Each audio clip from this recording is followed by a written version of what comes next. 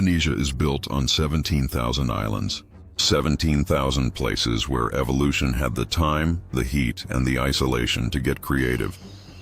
This is a country where the cutest primate alive carries a toxin that can shut your lungs down, where a rock on the ocean floor turns out to be a fish loaded with the most painful venom in the sea, and where a 3-meter reptile will bite you once and then calmly follow you for days while your blood forgets how to clot. These islands didn't just produce dangerous animals. They produced animals that rewrote the rules of what dangerous is even supposed to look like. This is their catalog. But before we dive in, drop a comment and tell me, what time is it where you are right now, and where are you watching from? Blue-ringed octopus. There's a small octopus in the shallow reefs of Indonesia. It weighs about 30 grams, fits in the palm of a hand, and it carries enough toxin to shut down 26 adults in a matter of minutes. There is no antidote for it, not one. Anywhere in the world, the blue-ringed octopus, Hapalochlena lunulata, doesn't look like a threat. Most of the time, it's a pale, sandy little creature tucked between rocks and broken coral, practically invisible against the reef. But the moment it feels cornered, something changes. Tiny muscles across its skin relax over specialized reflective cells called iridophores, and in less than a second, its whole body lights up with electric neon blue rings, bright enough to see from meters away. That color isn't decoration. It's the last warning this animal gives before things go very wrong. Here's what puts this creature at the very front of a list about Indonesia's most dangerous animals. Its bite is completely painless. The beak is so small and so sharp that it slides through skin without triggering the deep pain receptors underneath. Most people who get bitten have no idea anything happened. A tourist in Bali a few years ago picked one up barehanded to snap a photo for social media. He didn't feel a thing, set it back in the water, walked away. A few minutes later, his lips started going numb. Then his fingertips. Then his legs stopped cooperating. His friends saw him collapsing on the sand and rushed him to a medical post where he was put on a breathing machine just in time. He got lucky. A lot of people in that situation don't. The toxin responsible is tetrodotoxin, the same compound found in pufferfish, but delivered here through bacteria that live inside the octopus's salivary glands. What it does is straightforward and devastating. It blocks the sodium channels in nerve cells, which means nerves stop sending signals to muscles. All of them. Legs first, then arms. Then the diaphragm, the muscle that pulls air into the lungs, just stops working. And here's the part that really gets under people's skin. The brain stays fully awake. The person can hear everything around them, feel the ground beneath their back, hear their friends calling their name, but they can't move, can't blink, can't breathe, can't tell anyone they're still conscious in there. If someone starts chest compressions or hooks them up to a ventilator, they'll make it. The toxin wears off after several hours and the body recovers. But if no one realizes what's happening, and remember, there's no visible wound, no swelling, nothing obvious, it ends quietly. In broad daylight, on a beach full of people who have no idea, one more number to sit with. The venom inside a single adult blue-ringed octopus is over 1,000 times more potent than potassium cyanide. An animal that weighs less than a chicken egg, carrying enough chemistry to clear a room. When most people picture Indonesia's most dangerous creatures, they think of a certain 3-meter lizard on a certain island.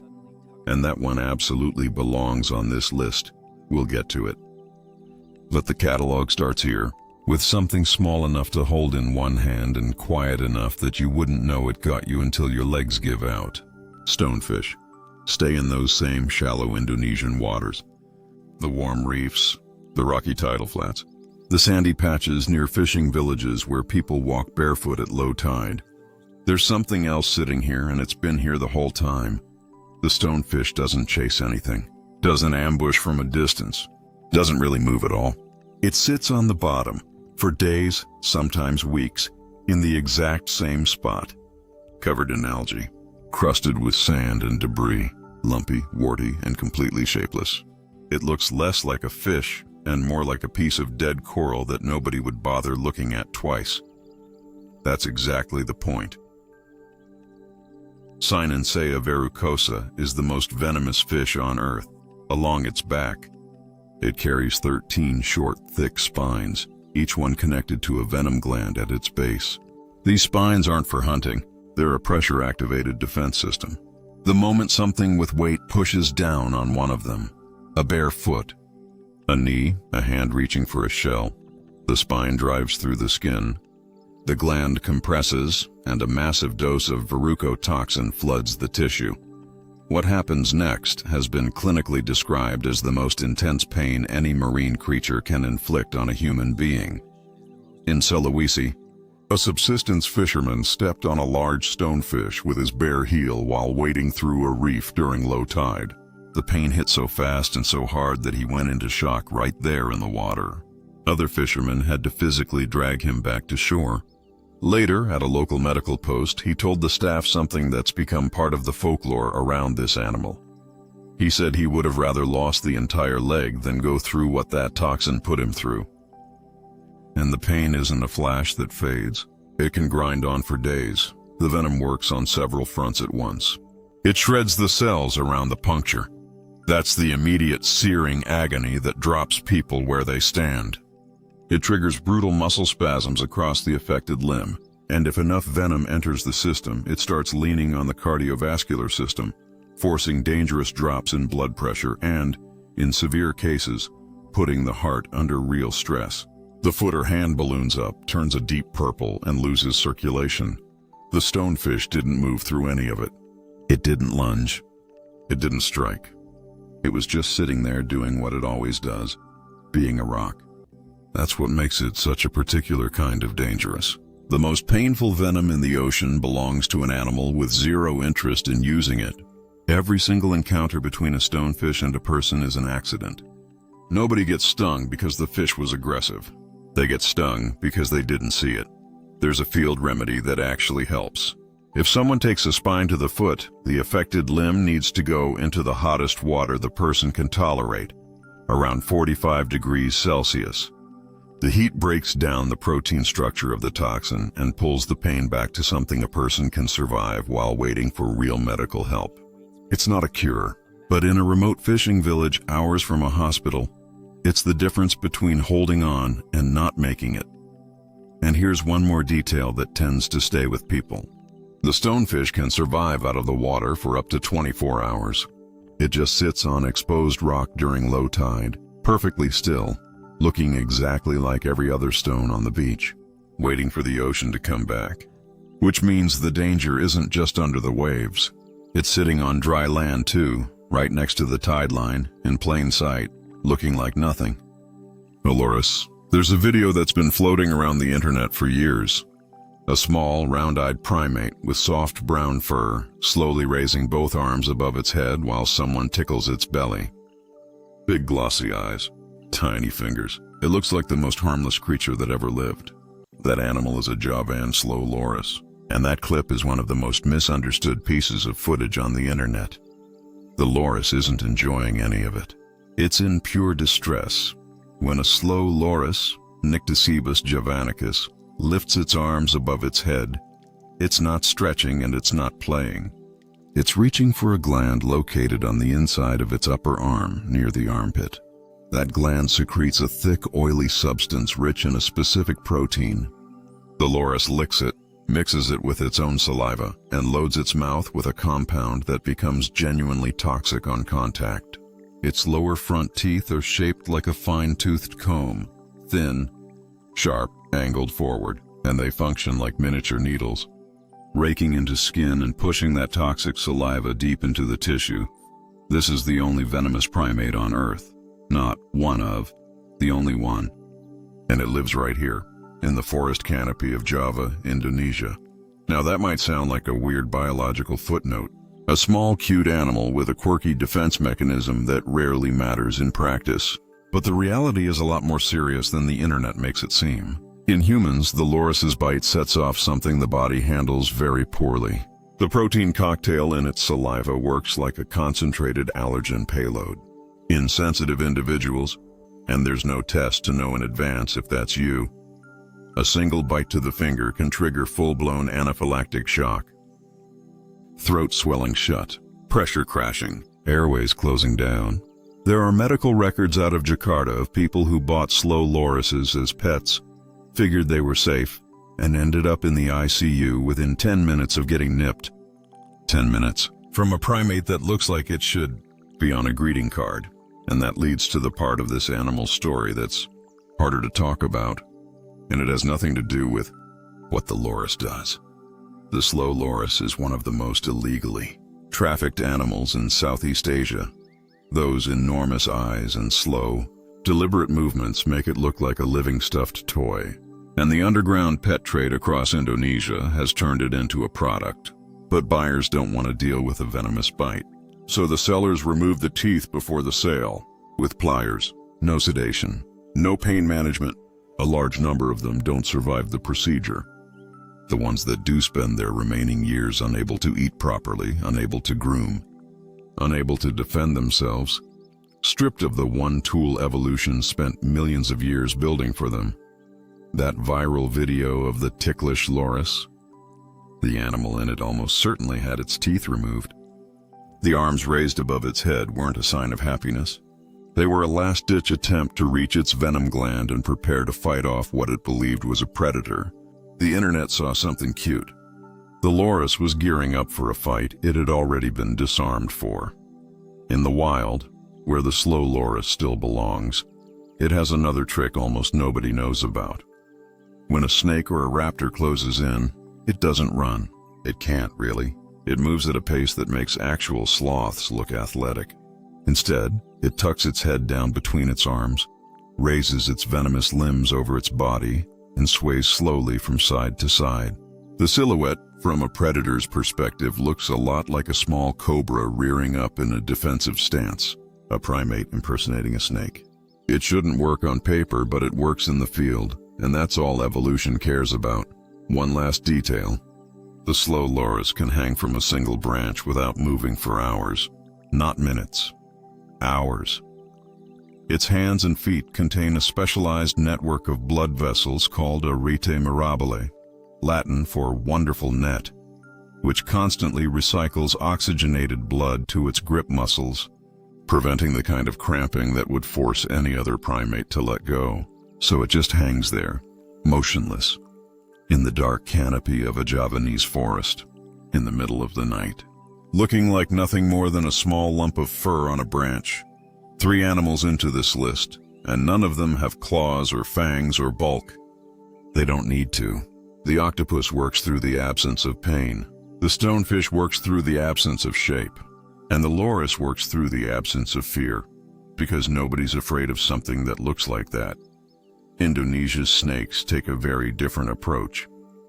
Wagler's pit viper. There's a temple in Southeast Asia, the Snake Temple near Penang, where pit vipers live freely among the altars and incense burners. Monks say the smoke keeps them calm. The snakes just sit there, draped over wooden beams and ceremonial offerings, while tourists walk inches from their heads taking selfies. The species responsible for that scene is the Wagler's pit viper, Tropidolaemus wagleri.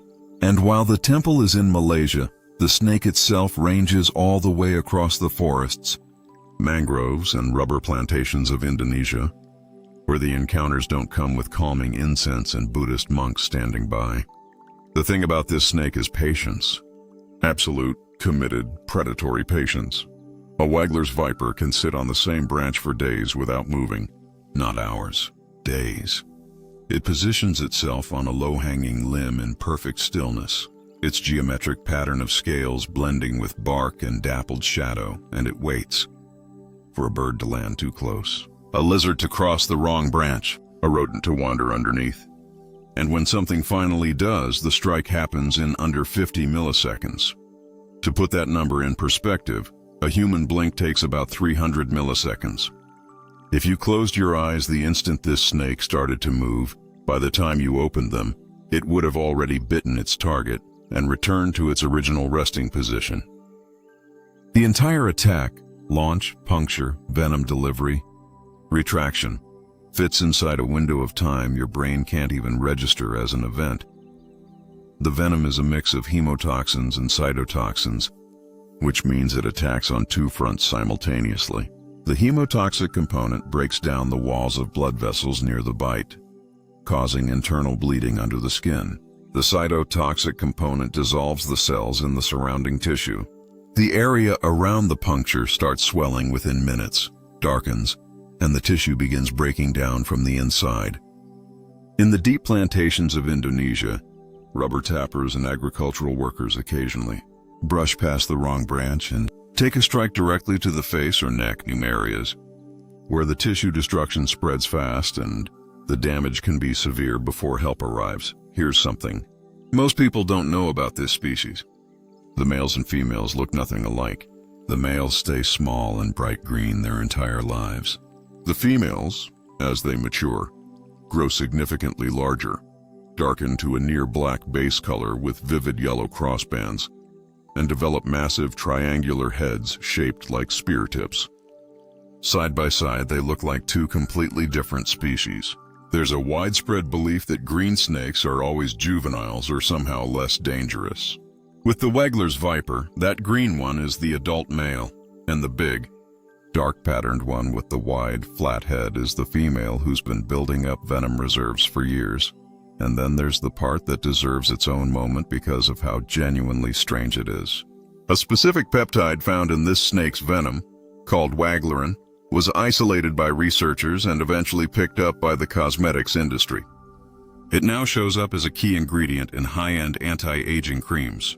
The concept is that the peptide temporarily relaxes the tiny muscles beneath facial skin, smoothing fine lines and wrinkles. So a molecule that evolution specifically designed to destroy tissue and trigger uncontrollable bleeding is currently being marketed as a luxury skincare ingredient.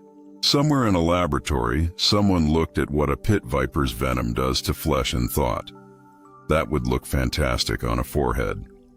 Blue Indonesian pit viper. If you're thinking that a brightly colored venomous snake would be at a disadvantage in the wild, that a bird of prey or a monitor lizard would spot those vivid scales and pick it off easily, then the next snake on this list is going to make you reconsider that entire assumption. Most pit vipers across Southeast Asia are green. It's the standard issue camouflage for tropical tree canopies, effective, reliable, and unremarkable. But on certain islands in the Lesser Sunda chain, volcanic outposts like Komodo, Flores, and a handful of smaller islands scattered across eastern Indonesia, the local population of white-lipped pit vipers went through a mutation that nobody predicted. They turned blue, not a faded grayish blue, a deep saturated turquoise that looks like it was pulled from a neon sign and pasted onto a living reptile. Trimeresurus insularis, the Indonesian blue viper, is one of the most visually striking snakes on Earth, and it's one of the animals that consistently draws the most reckless behavior from tourists and wildlife photographers. People fly across the world to find this snake. They hire local guides, push into forests at dusk, because this species hunts after dark, and trek deeper into terrain that locals themselves avoid after sunset. All for a photograph. And some of those photographs come at a real cost. There's a documented case from one of the Lesser Sunda Islands. A local guide was helping a photographer locate a blue morph specimen at twilight. He reached forward to pull a branch out of the camera's frame and didn't see the snake coiled among leaves that happened to match the exact blue-gray tone of the fading light. The strike caught the back of his hand, deep. He survived, but spent weeks in a hospital trying to save his arm. The tissue around the bite had turned black as necrosis spread from his hand up past the wrist, creeping toward the elbow. It came dangerously close to the point where removing the limb was going to be the only option left. The venom of this species is hemotoxic. It goes after the clotting system specifically. It destroys fibrinogen, the protein that allows blood to form clots. Once that protein is gone, the body loses its ability to seal off any kind of internal bleeding. Simultaneously, the venom breaks down the walls of local blood vessels, so the tissue around the bite starts flooding with blood that has no mechanism to stop flowing. The result is massive hemorrhaging under the skin, tissue that collapses from within, and if the toxins reach the kidneys, the beginning of organ failure. Now, about that color. The obvious assumption is that a snake this bright should stick out like a signal flare in the forest, and in a standard tropical jungle, that would probably be true. But these aren't standard jungles. These are volcanic islands. The rock is dark basalt. The lichen growing on branches and stone runs in tones of teal, gray-blue, and pale aquamarine. And during dusk, the exact window when this snake becomes active, the ambient light shifts everything into a cool blue-gray register. Against that specific backdrop, at that specific time of day, a turquoise snake draped over a volcanic branch isn't bright at all. It's practically invisible. Evolution didn't make a design error with the color. It matched the snake to a palette that only exists in one very specific corner of the world. One more detail. Between its eyes and its nostrils, this viper carries a pair of pit organs. Small, heat-sensitive openings that detect infrared radiation. In total darkness, deep in the forest canopy with no moonlight filtering through, this snake can read the heat signature of a sleeping bird or a mouse crouched on a branch 3 feet away. It doesn't need light. It doesn't need movement. It just reads the warmth, maps the distance, and strikes. See king cobra. The two vipers that opened this section share a core strategy. They sit, they wait. They let the world come to them and trust that patience plus camouflage will deliver a meal eventually. The next snake on this list doesn't operate that way. Not even close. There's a sound that comes out of this animal that most people don't associate with snakes at all. Not a hiss. Not the dry rattle that movies have trained us to expect. It's a low sustained growl, deep, guttural, and unsettling in a way that hits somewhere primal. It sounds like a large dog warning you from across a dark room. Except the thing producing it can be 5 meters long and is looking at you from eye level. The king cobra, Ophiophagus hanna, is the largest venomous snake on the planet. Adults routinely stretch past 4 meters. Exceptional individuals push beyond 5.5, roughly the length of a delivery van. And unlike the two ambush vipers we just covered, the king cobra doesn't sit in trees hoping something walks by. It actively patrols its territory, covering vast stretches of forest floor, and it hunts the one category of prey that almost nothing else in the wild dares to approach. Other snakes, that's what its scientific name means. Ophiophagus, snake eater. Its diet is composed almost entirely of other serpents, including highly venomous species like kraits, pit vipers, and even smaller cobras. It tracks them through the undergrowth, pins them down, and overpowers them with a combination of size, speed, and enough venom to make the fight very short. In Indonesia's dense tropical forests, this animal functions as a kind of apex regulator. It keeps the populations of other venomous snakes in check, which is a genuinely useful ecological role, unless you happen to be standing between a king cobra and whatever it's chasing. The venom itself, drop for drop, isn't the most potent on this list. Its toxicity per milligram is actually lower than the blue-ringed octopus or even some of the smaller vipers. But the king cobra compensates for that in a way that nothing else in the snake world can match: sheer volume. A single bite can deliver up to 7 milliliters of neurotoxin. That's an enormous dose. Enough to overwhelm an adult Asian elephant in a few hours. Enough to shut down the nervous systems of 20 grown adults. The toxin works by blocking the chemical signals between nerves and muscles. The diaphragm stops contracting. The lungs stop filling. And without medical intervention, the body simply winds down. In Sumatra, an experienced snake handler was called to relocate a 4-meter king cobra that had wandered into a village near a palm oil plantation. He knew this animal. He'd handled venomous snakes for years, but the cobra caught his forearm during the capture attempt. The volume of venom injected was so massive that within minutes his body started shutting down. The nearest medical facility was about 25 minutes away by motorbike. He didn't make it there conscious.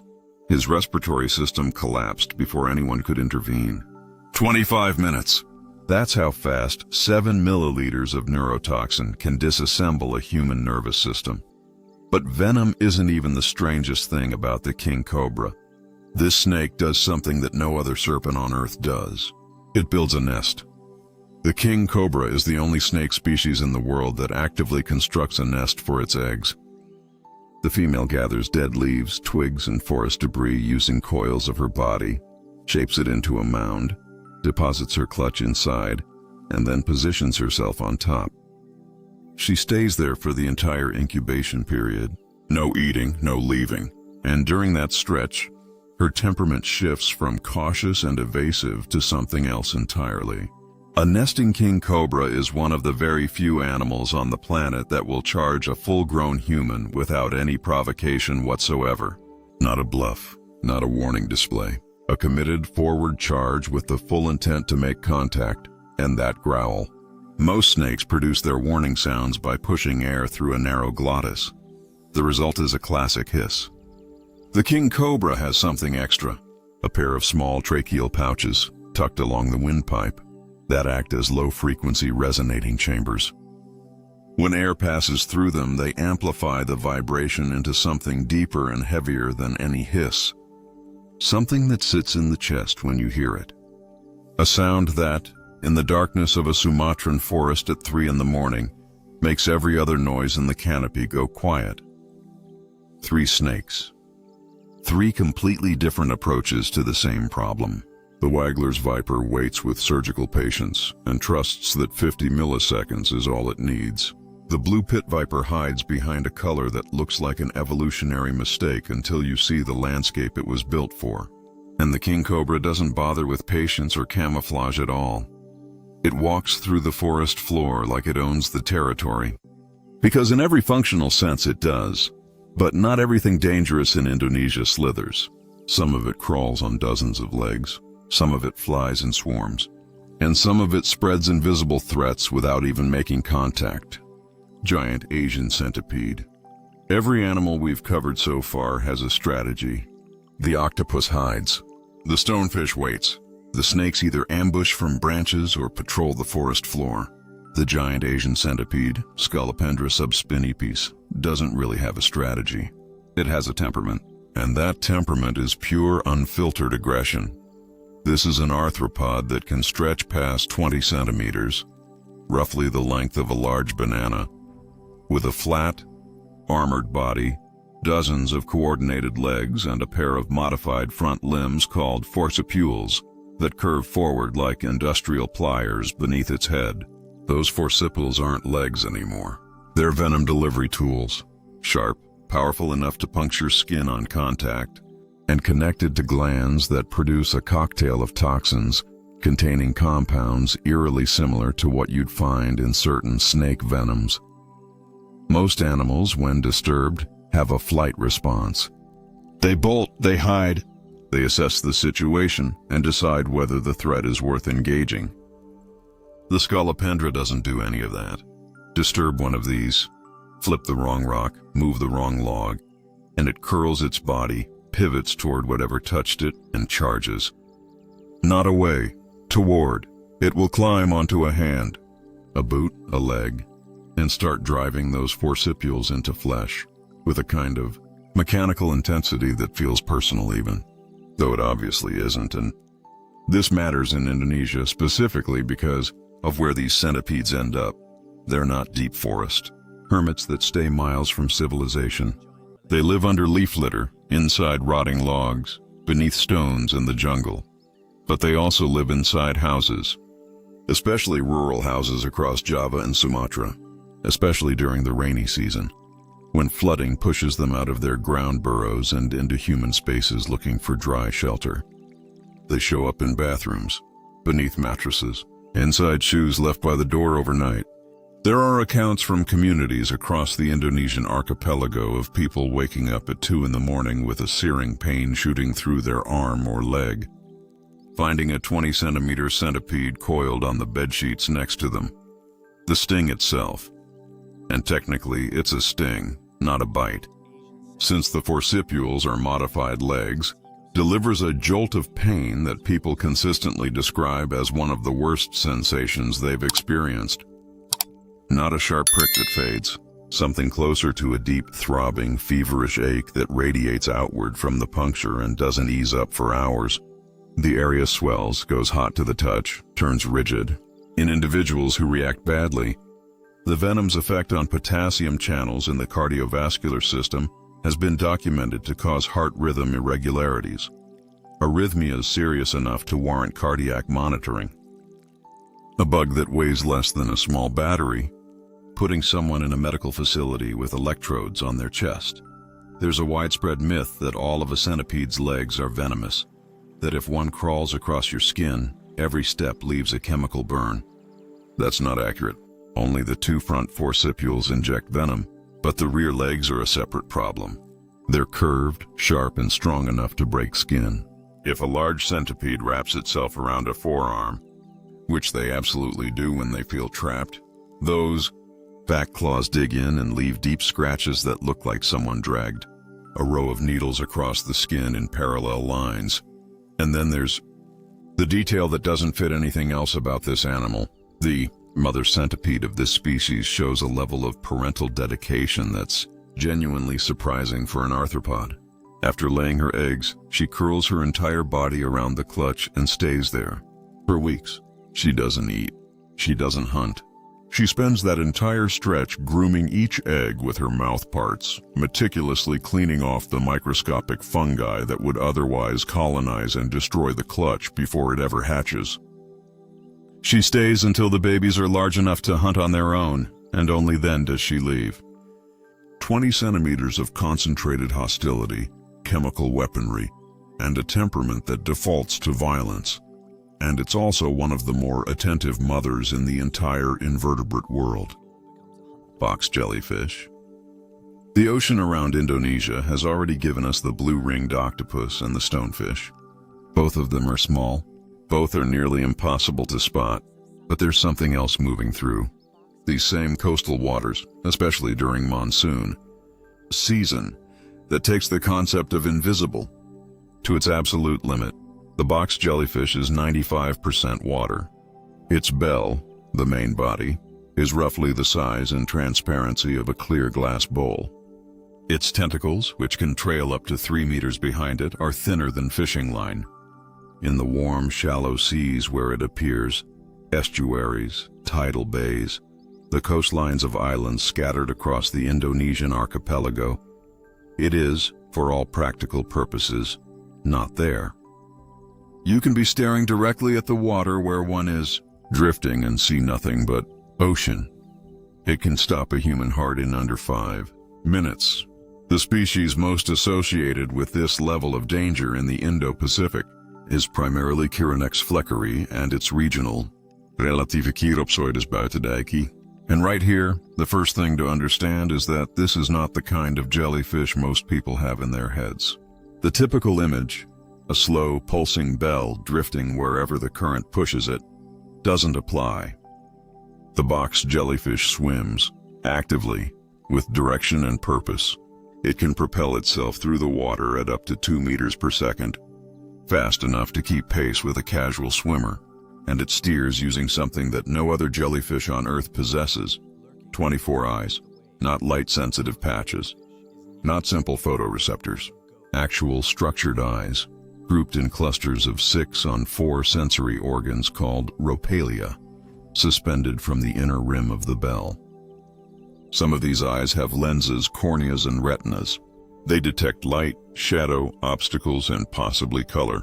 This is an animal with no centralized brain, just a distributed nerve network. And yet it can see where it's going, navigate around objects, and actively hunt small fish and shrimp through the water column. A creature made of almost nothing, with better vision than most people would expect from something that has been evolving since before the dinosaurs. The weapon system runs along every tentacle. Billions of specialized cells called nematocysts, microscopic capsules, each containing a tightly coiled, barbed thread under extreme internal pressure, line the surface. The instant one of these cells makes contact with skin, The thread fires. The discharge takes microseconds. That's not a rounded figure. It is one of the fastest mechanical events in all of biology, faster than a bullet leaving a gun barrel, measured purely as acceleration. The barbed thread punches through the outer layer of skin and injects a complex protein venom directly into the tissue underneath. The venom hits on 3 fronts at the same time. It destroys skin cells on contact. That's the immediate, white-hot pain that people describe as unlike anything they've felt before. It overwhelms the nervous system, triggering the kind of total sensory overload that can make a person lose consciousness in the water within seconds. And it targets the calcium channels in heart muscle cells, essentially jamming the heart into a locked state of contraction. The heart doesn't beat. It seizes, it stays clenched, and once it locks, it won't restart on its own without intervention. In the more remote stretches of the Indonesian archipelago, the Riau Islands, parts of eastern Nusa Tenggara, the outer coastlines far from tourist infrastructure, there are accounts that carry real weight with the local communities. Children wading in warm, shallow water who suddenly cry out and go down before they can take the few steps back to dry sand. When they're pulled from the water, deep red and purple welts cover their legs and torsos, marks that look like heated cables were pressed into the skin. In some cases, the tentacles are still attached, still wrapped around the limbs, still firing nematocysts into tissue that's already overwhelmed. The only field measure that works to stop unfired nematocysts from continuing to discharge is ordinary household vinegar. The acetic acid chemically deactivates the capsules that haven't triggered yet, preventing the damage from compounding. It doesn't reverse what's already been injected. Nothing in the field can do that. But it stops the situation from getting worse. In coastal Indonesian communities where box jellyfish are a known seasonal threat, bottles of vinegar are sometimes kept near the waterline the same way fire extinguishers sit on walls. A bottle of salad dressing ingredient, standing between a person and one of the fastest acting venoms on the planet. One more connection that brings this full circle within the ecosystem. The box jellyfish has a natural predator that handles it without any trouble at all: sea turtles. Green turtles and leatherbacks, specifically. Their skin is thick enough that the nematocysts can't penetrate effectively, and their digestive systems break the venom down without issue. To a sea turtle, a box jellyfish is a floating snack, soft, slow, and packed with protein. An animal that can shut down a human cardiovascular system in 3 minutes is, to a reptile with a shell, basically a drifting piece of gelatin. Freshwater stingray. The ocean has its ghost. The rivers of Indonesia have something just as invisible, but it doesn't drift through the water column. It lies flat on the bottom, buried in the mud, and waits for someone to make one wrong step. There's a piece of practical advice that experienced river guides in Kalimantan, Indonesian Borneo, give to anyone about to wade into shallow, murky water. They don't say watch your step. They say something more specific. Don't walk. Shuffle. Drag your feet along the bottom. Slide them forward through the silt without lifting them. It looks awkward. It feels unnatural. It slows you down, and it is probably the single most effective thing a person can do to avoid one of the most painful experiences the freshwater world has to offer. The reason is the freshwater stingray, Himentura polylepis, and the near certainty that one is lying exactly where the next footstep would land. These rays settle into the soft, muddy substrate of rivers and coastal estuaries across Indonesia. They press flat, flick a thin layer of sediment over their bodies with their pectoral fins, and vanish. Their coloring matches the river bottom perfectly. Their disc-shaped bodies conform to the contours of the mud, and at the base of their tail, they carry something that medical professionals have described as one of the most mechanically destructive natural weapons in the animal kingdom: a barb, up to 30 centimeters long. Dense, serrated bone. What makes this barb so effective and so feared is the direction of the serrations. They run backward toward the base. The barb enters tissue with relative ease. like a sharp blade pushed forward through muscle. But it does not come out the same way. The backward-facing teeth catch on everything during extraction. Muscle fibers, tendons, vessel walls, tearing the wound wider and deeper on the way out than it was on the way in. It's a biological mechanism that operates on the same principle as a barbed fishhook, designed to go in clean and cause maximum damage coming out. The barb is also coated in a layer of venomous mucus. The toxin is a mix of cytotoxic and neurotoxic compounds that hit the local nerve endings with a burning, pulsating pain that radiates up the entire limb within seconds. People who've experienced it describe it as a searing heat that throbs in waves, each one worse than the last, spreading from the puncture site toward the core of the body. The pain alone can drop someone in the water, but the real danger in the worst-case scenarios isn't the venom. It's the mechanical damage. If the barb strikes a major vessel in the thigh or groin, and the serrated withdrawal opens that vessel, the situation in a remote Kalimantan river, hours from any medical facility, can become irreversible very fast. In the fishing communities along the rivers of Indonesian Borneo, stingray encounters aren't unusual events. They're a routine occupational hazard. Shrimp collectors who wade barefoot through tidal mud step on buried rays regularly. Most of the time, the result is an agonizing wound to the foot or ankle. Terrible, but something a person can survive with basic wound care and time. But there are documented cases of barbs striking higher. The calf, the knee, the upper thigh, where the tissue destruction and the proximity to critical pathways turned a bad situation into one that no field treatment could handle in time. The shuffle works because the stingray doesn't want any part of the encounter either. When it feels the vibrations of something large sliding toward it through the mud, its instinct is to leave. It darts off the bottom and relocates. The barb is purely defensive. The ray only deploys it when something heavy lands directly on top of its body with sudden downward pressure, triggering a reflex whip of the tail that drives the spine into whatever is pressing down. Step on it and there's a problem. Shuffle toward it and it disappears before you get close.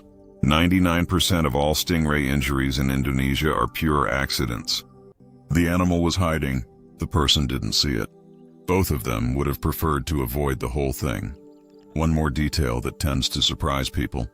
Stingrays don't have a single bone in their bodies, not one. Their entire skeleton is made of cartilage, the same flexible, semi-rigid material that shapes human ears and the tip of a human nose.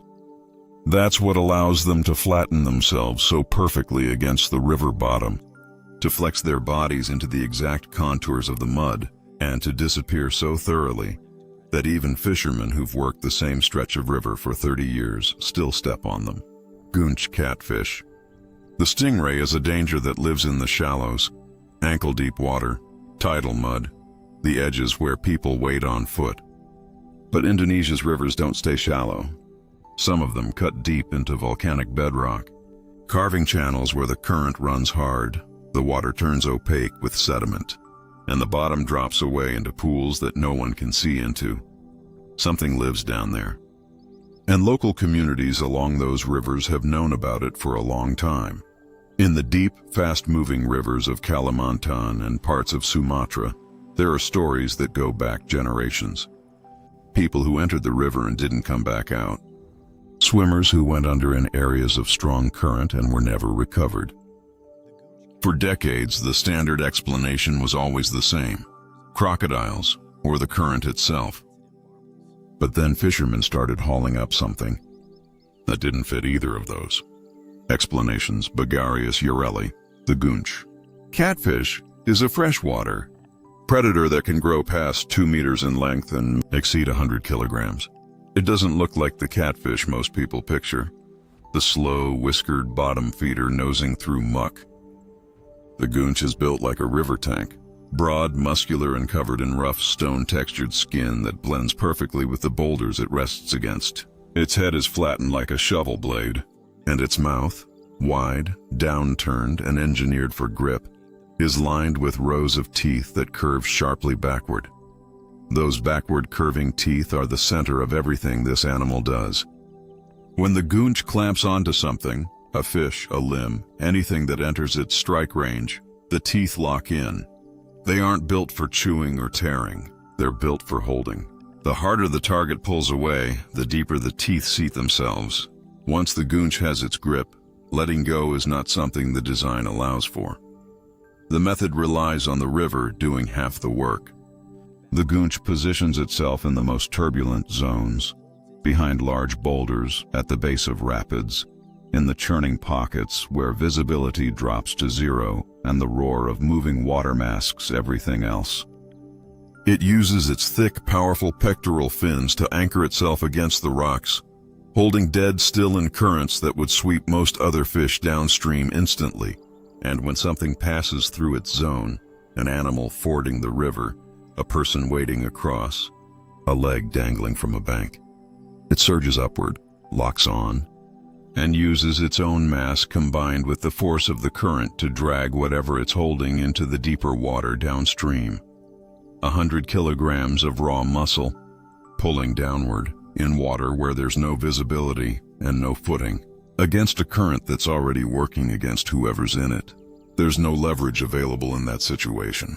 No bottom to push off, no surface to grab, just the mechanical lock of backward curving, teeth and the steady pull into water that gets colder and darker with every meter.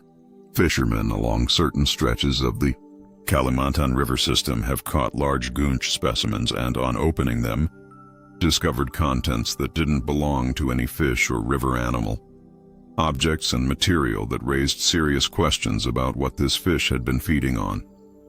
The findings were unsettling enough that communities along those specific river sections maintain long-standing rules about where people enter the water, which stretches are off limits after dark, and which pools are simply avoided altogether. These rules don't come from government agencies or wildlife studies.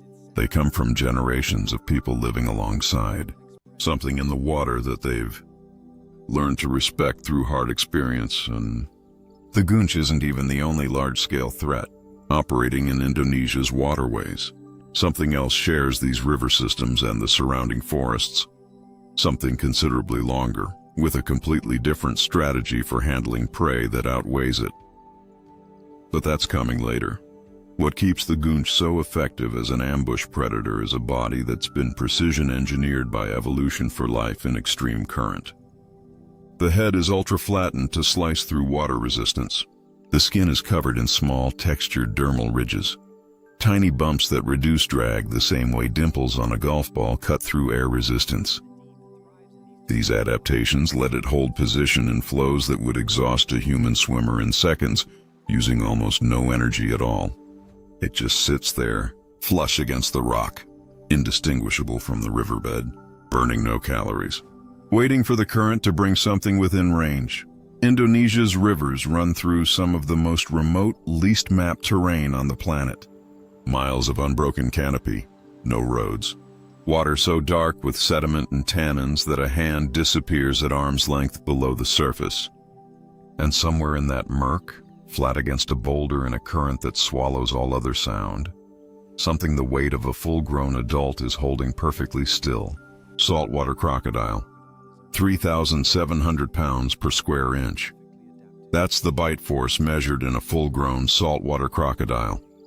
Crocodilus porosus, and it is the strongest bite ever recorded in any living animal on the planet. Not estimated, measured, confirmed under controlled conditions in a peer-reviewed study. To put that in perspective, a lion bites at around 650 psi.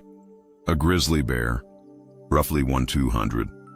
A hyena, often cited as having one of the most powerful jaws among mammals, comes in at about 1/100. The saltwater crocodile nearly triples all of them. At that pressure, the structural difference between bone, cartilage, and muscle stops mattering. Everything compresses into the same thing. This is also the largest living reptile on Earth. Adult males routinely exceed 5 meters in length. Exceptional individuals push past 6. A fully mature saltwater crocodile can weigh well over 1,000 kilograms, more than a compact car. Its skull is a solid architecture of bone and muscle designed around a single biological imperative, generating the maximum possible closing force on whatever enters the gap between its jaws, and that gap is considerable. When a saltwater croc opens its mouth, what's revealed is rows of thick, conical teeth, not sharp-edged like a blade, not serrated like a shark's. These are pegs, solid, blunt, and engineered for one purpose only: grip. The crocodile can't chew. It has almost no lateral jaw movement. Its entire muscular system is dedicated to the downward clamp. The closing power is overwhelming. The opening muscles, by comparison, are so weak that a person could theoretically hold the jaws shut with their bare hands. All the engineering went in one direction. So how does an animal that can't chew process prey that's too large to swallow whole? It rolls. Once the crocodile locks its jaws onto a large target, and these animals regularly take down water buffalo, wild boar, and full-grown deer in Indonesian waterways, it drags the target into deeper water, tightens the grip, and begins spinning on its own longitudinal axis with explosive full-body force. The rotation rips apart whatever the teeth are holding. Joints dislocate, limbs separate. Tissue tears along its structural grain. The target, meanwhile, is underwater, completely disoriented, unable to breathe, experiencing rotational forces that no land animal was designed to survive. The technique is brutally effective and requires almost no precision, just mass, grip, and torque. The ambush itself is where the animal's design comes together most completely. In the estuaries and mangrove channels of Indonesia, Kalimantan, Papua, the islands of Nusa Tenggara, the saltwater crocodile lies submerged with only its eyes and nostrils breaking the surface. It looks like a floating log, a patch of debris, something utterly inert. It can hold this position for hours without moving, regulating its metabolism to burn almost no energy while it waits. When something approaches the water's edge, an animal drinking, a person fishing from a bank, a fisherman leaning over the side of a canoe, the crocodile launches. And the power behind that launch comes from the tail. The tail of a saltwater crocodile is pure muscle, accounting for roughly half the animal's total length, and it functions as a biological catapult. The croc can propel itself almost entirely out of the water in a vertical surge, closing the distance between motionless ambush and full-body contact in a fraction of a second. There's a well-known account from the islands of Nusa Tenggara. A fisherman was in a wooden canoe at night, working a stretch of mangrove. The crocodile launched from the water, nearly half its body length above the surface, clamped onto the man's torso, and pulled him into the darkness of the mangrove channel before anyone else in the boat could move. No warning, no disturbance in the water beforehand. Just an eruption from below, and then he was gone. The whole thing took less time than it takes to draw a full breath. One thing people consistently get wrong about these animals is what they can do on land. The assumption is that crocodiles are slow, awkward, and essentially helpless once they're out of the water, that the danger exists only at the shoreline and nowhere beyond it. That's inaccurate. Over short distances, a saltwater crocodile can gallop. That's not a metaphor. It's an actual elevated, coordinated gait, all four legs moving in rhythm, belly off the ground, that covers terrain at a speed that would surprise most people standing 15 meters from the water's edge thinking they're safe. It's not sustainable over long distances, but across 10 or 15 meters of riverbank, it doesn't need to be. As an adult, the saltwater crocodile has no natural predator. None. Nothing in the Indonesian ecosystem challenges a full-grown specimen. Not tigers, not sharks that wander into estuarine water. The species sits at the absolute top of the food chain, and it's been sitting there for approximately 70 million years. This animal was already essentially this design, this shape, this ambush strategy, this bite architecture, when dinosaurs were still walking the planet. Evolution looked at it and had no notes. It was already done. One detail that's easy to dismiss because it sounds too strange to be practical. Saltwater crocodiles deliberately swallow large rocks. They're called gastroliths, and for years the assumption was that they served a digestive function, helping grind tough material in the stomach. That's partially true, but the primary role is ballast.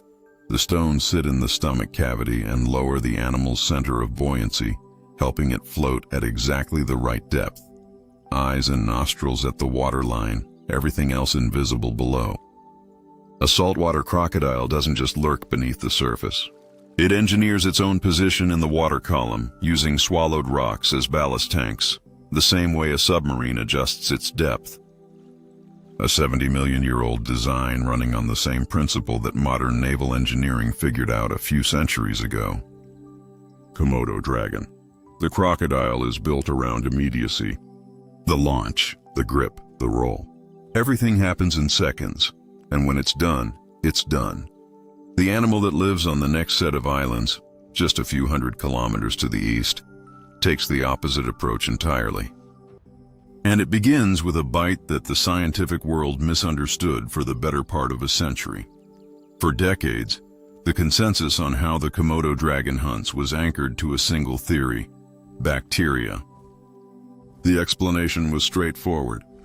The Komodo bites its prey, and the bacteria thriving in its saliva, cultivated from rotting meat and decaying carcasses, infect the wound so aggressively that the prey animal weakens over the following hours or days. The dragon tracks the infected animal by scent, waits for it to collapse, and then feeds without a struggle. It was a tidy story. It appeared in textbooks, documentaries, and wildlife programs for years. It was also wrong. In 2009, a venom biologist named Brian Fry from the University of Melbourne ran MRI scans on preserved Komodo dragon skulls and discovered something that nobody had expected to find.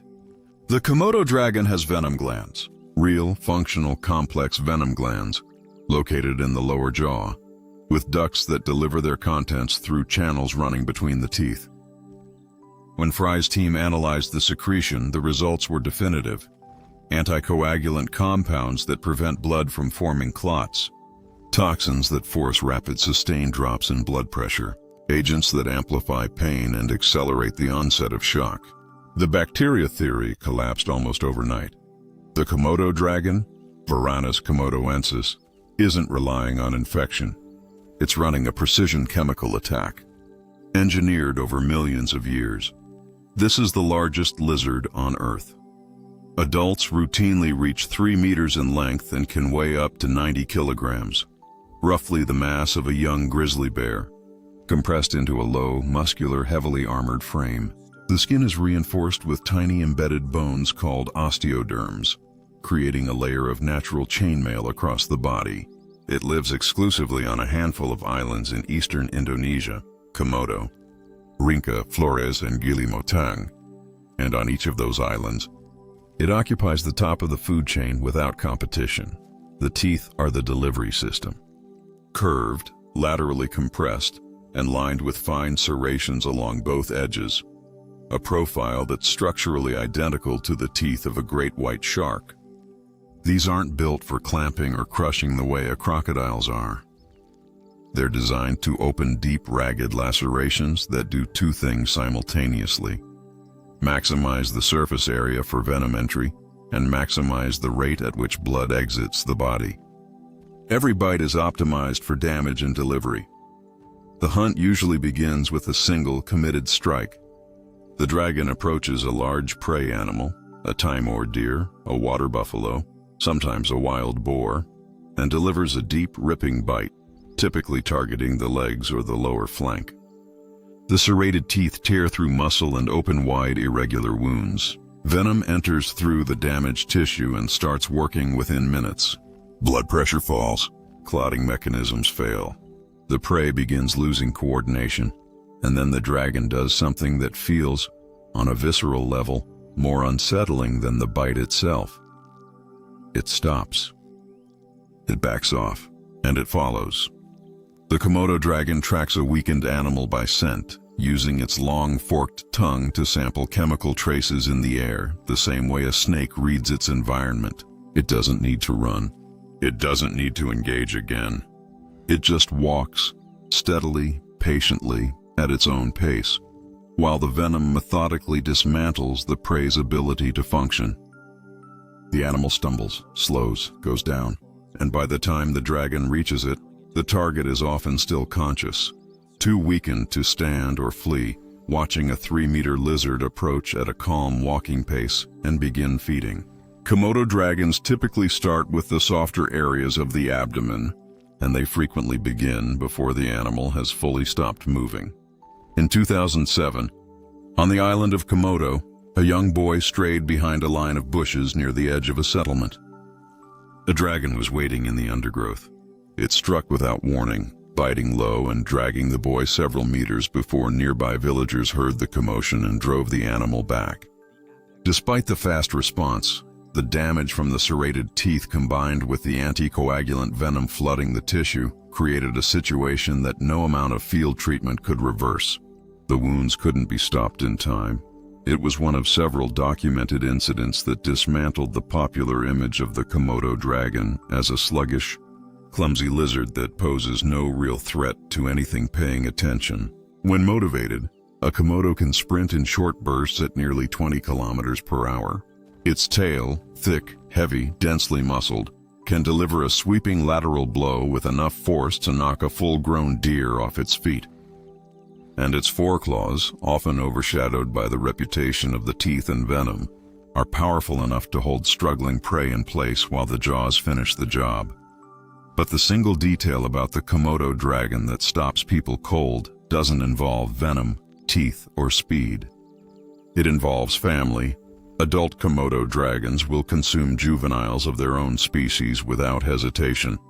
A freshly hatched Komodo enters a world where the most immediate threat to its survival isn't starvation, disease, or other predators. It's being eaten by a larger dragon, so the young ones go up.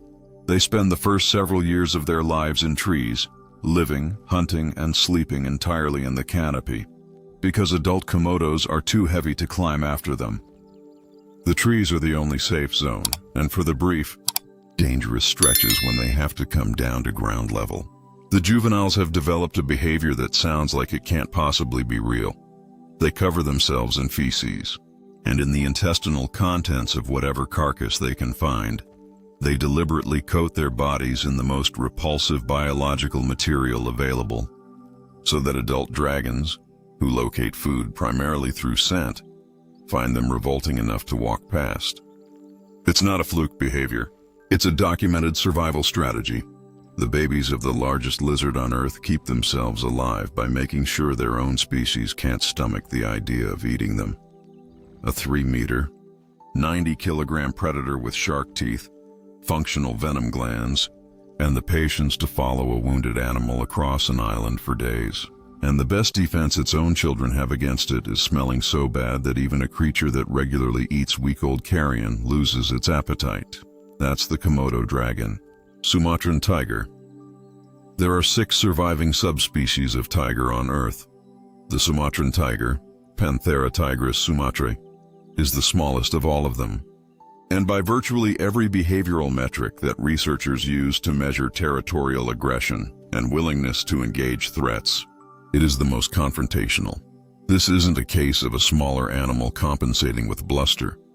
The Sumatran tiger is measurably, consistently more aggressive than its larger relatives on the mainland. It attacks faster, it defends territory more fiercely, and it has adapted to a landscape. The dense, waterlogged, low canopy forests of Sumatra in a way that has turned it into something fundamentally different from the tigers that most people picture when they hear the word. Start with the feet. The Sumatran tiger has interdigital webbing between its toes, thin membranes of skin stretched between the digits that most other big cats simply don't have. The result is that this tiger is an exceptionally powerful swimmer, not in the reluctant, crosses rivers when it has to sense. In the actively uses bodies of water as a hunting tool sense.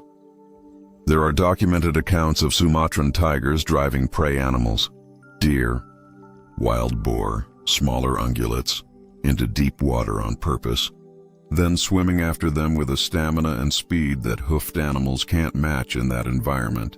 The prey exhausts itself fighting the water. The tiger doesn't. Some accounts describe tigers deliberately pushing prey toward lakes or deep river bends, cutting off the land routes and finishing the encounter in the water before the animal can reach the opposite bank. Most cats avoid water instinctively. This one turned it into a weapon. The bite comes in at around 1,000 psi, well below the saltwater crocodile, but paired with canine teeth that reach 10 centimeters in length and a jaw structure designed for sustained pressure rather than a single explosive clamp. The mechanics of a Sumatran tiger taking down large prey are focused almost entirely on the throat. The tiger drives its claws into the shoulders or haunches of the target for stability. Those claws alone can open deep lacerations on contact, and then it brings the jaws forward and locks them around the neck. The canines push inward, compressing the trachea and collapsing the blood vessels that supply the brain. Consciousness fades fast. The prey goes down before the full weight of what's happening has time to register. If the target is smaller, a young deer, a smaller primate, the approach changes. A single, precise bite to the base of the skull, and the upper cervical vertebrae give way. One motion, one outcome. The power in the forelimbs tends to get overshadowed by the reputation of the teeth, but it shouldn't. A single swipe from the front paw of a Sumatran tiger carries enough force to break the spine of a horse or fracture the skull of a full-grown bull. These aren't glancing blows or warning swipes. They're structural impacts, delivered with retractable claws extended, designed to collapse whatever they connect with. 120 kilograms of muscle behind a paw the size of a dinner plate. In 2018, on a palm oil plantation in Sumatra, a worker named Yusriani was gathering harvest in a section that bordered dense, uncut jungle. A Sumatran tiger had been spotted in the area over the preceding days, but operations continued. When the tiger appeared in the open, Yusriani and several co-workers scrambled onto the steel beams of a nearby construction frame, the only elevated structure within reach. The tiger circled below, and then it did something that felt less like a cat and more like the Komodo dragon we covered earlier. It waited, not for minutes, for hours. It paced slowly around the base of the structure, never leaving, never losing interest, watching the people above with a focus that didn't waver. When Yusriani eventually tried to descend and make a run for the tree line, the tiger closed the distance before she'd covered more than a few steps. It brought her down and dragged her into the swamp adjacent to the plantation. When the rescue team arrived, the tiger was still there, still with her, guarding what it had claimed. That story is not an outlier. Between 5 and 15 people across Sumatra are involved in serious tiger encounters every year. And the trend is going in the wrong direction, not because the tigers are becoming bolder, but because the forest is disappearing. Palm oil plantations have consumed enormous stretches of Sumatran jungle over the past 3 decades, compressing tiger habitat into smaller and smaller fragments. The buffer that once separated the apex predator from the farmers and plantation workers has thinned to the point where the boundary between jungle and cropland is sometimes a single row of trees. The tigers haven't moved. The people moved closer. The Sumatran tiger is critically endangered. Current estimates place the wild population below 400 individuals. It is simultaneously one of the most dangerous animals on these islands and one of the most vulnerable. Each encounter between a tiger and a human is a direct consequence of the same process. The forest that kept them apart is being cleared, hectare by hectare, and the space between them keeps shrinking. One last detail: the stripes. Every tiger has them, but the Sumatran tigers are measurably different. Thinner, set closer together, packed more tightly than those of a Bengal or Siberian tiger. The pattern evolved to match a very specific set of light conditions. The dense, multi-layered canopy of Sumatra's lowland forests, where sunlight doesn't fall in broad shafts but filters down in thin, fragmented lines between overlapping layers of foliage. In that environment, The Sumatran tiger's fine, compressed stripes break up the outline of its body, the way a barcode dissolves into visual static when viewed at the wrong angle. In the habitat it was built for, a 120-kilogram apex predator becomes a pattern of light and shadow that's indistinguishable from the forest around it. By the time something registers that the pattern is moving, the gap has already closed. Reticulated python. 16 animals on this list. 15 different approaches to being the most dangerous thing on these islands. Venom, constriction, swarm coordination, chemical warfare, ambush mechanics, invisible viruses. The last one doesn't use any of those. No venom, no toxin, no bacteria. Just length, muscle, and a set of jaws that can open wider than anatomy should allow. In June of 2024, in the province of South Sulawesi, a 45-year-old woman named Farida left her home to walk through a stretch of forest she had crossed many times before. When she didn't come back, her neighbors organized a search. They found a reticulated python, roughly 5 meters long, with a grotesquely swollen midsection, lying in the undergrowth not far from the path she'd taken. When they opened the snake, Farida was inside, intact. That is not folklore, not a campfire story, not an exaggeration passed between villages. It is a confirmed event from last year, documented by local authorities and covered by international press. And it is one of several cases, not one, not two, several, from Indonesia in the past decade alone. The reticulated python, Malaopython reticulatus, is the longest snake on Earth, not the heaviest. That distinction belongs to the green anaconda in South America, but in pure measured length, nothing else comes close. Adults routinely exceed 6 meters. Large specimens push past 7, roughly the length of 3 queen-sized beds placed end to end. At that size, with a heavily muscled body that can weigh well over 75 kilograms, this snake is physically capable of doing something that most people assume is myth or exaggeration. It can swallow a full-grown adult human being. And it has, more than once. With documentation, the sequence begins with the strike. The reticulated python has no venom. It doesn't need it. Its mouth is lined with dozens of backward curving teeth that function exactly like fishhooks. Their purpose isn't to wound, it's to grip. Once those teeth set into flesh, pulling away from the snake doesn't create separation. It drives them deeper. The bite is the anchor. Everything that follows depends on that initial hold. What follows is constriction. And constriction, as it turns out, doesn't work the way most people think. The common belief is that constrictors crush their prey, that they squeeze until ribs crack and organs rupture under the pressure. That's not what happens. The actual mechanism is quieter, more methodical, and in its own way, more efficient than brute force. The python wraps its coils around the prey's torso and applies steady, even pressure, not a sudden crush. A patient, incremental tightening. Each time the target exhales, each time the ribcage deflates by even a fraction, the coils take up that space.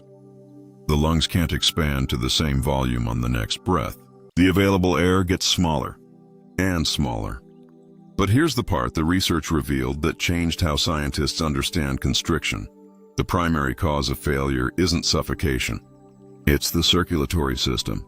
The sustained compression around the chest applies direct, continuous pressure on the heart and major blood vessels. Blood flow to the brain drops below the threshold needed to maintain consciousness. Pressure inside the chest exceeds what the cardiovascular system can handle. The result is ischemia, a critical reduction of blood supply to the vital organs, followed by cardiac arrest. The heart stops before the lungs fully run out of air. In controlled studies, researchers documented this process, completing in under 60 seconds in mid-sized prey. In larger animals, the timeline stretches, but the endpoint is identical. Once the target has gone still, the python begins swallowing. And the anatomy behind this process is one of the most extraordinary engineering solutions in the vertebrate world. The python's lower jaw isn't fused at the chin the way a mammal's is. The two halves of the mandible are connected by a flexible elastic ligament that allows them to splay apart independently of each other. The upper skull can flex outward. The throat lining is composed of tissue that stretches to accommodate objects many times wider than the snake's own head. The backward curving teeth, the same hooks that anchored the initial bite, now function as ratchets, alternating sides to grip and walk the prey deeper into the throat in a slow, deliberate progression that can take hours for a large meal. Digestion is equally extreme. The python's metabolic rate, which at rest idles near zero, spikes to roughly 40 times its baseline. Internal organs, heart, liver, intestines, physically enlarge to process the intake. The stomach generates acid concentrated enough to break down bone. A meal the size of a deer can be fully absorbed in a matter of days, after which the organs shrink back to resting size, and the snake returns to its baseline state of metabolic near hibernation, waiting. Farida was not the first. In 2018, in West Sulawesi, a 54-year-old palm oil farmer named Akbar went missing during his usual walk to the plantation. Searchers found a 7-meter reticulated python nearby, its body distended beyond normal proportion. When they opened the snake, they found Akbar inside. In 2017, a 25-year-old man in southeast Sulawesi, same outcome, a 4-meter specimen. These are the cases that reach international headlines. The incidents from more remote communities, deep Kalimantan, rural Papua, the scattered outer islands, often go unrecorded, surviving only as local accounts pass between villages that have lived alongside this snake for centuries.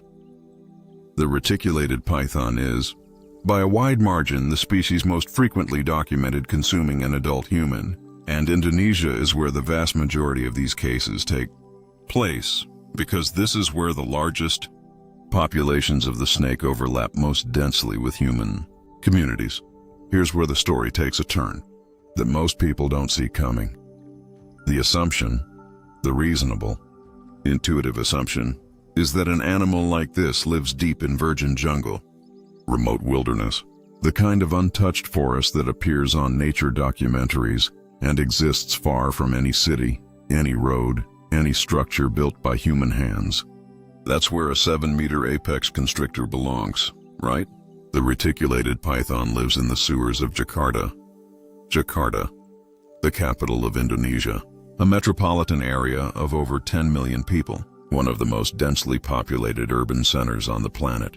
And beneath its streets, in the network of drainage tunnels, stormwater channels, and aging sewer infrastructure that runs under the neighborhoods, the markets, the apartment complexes, the schools, reticulated pythons have established a stable breeding population. They hunt rats, stray cats, small dogs, anything warm-blooded that wanders into the drainage system after dark. They enter through open canal access points, storm grates, and gaps in crumbling infrastructure.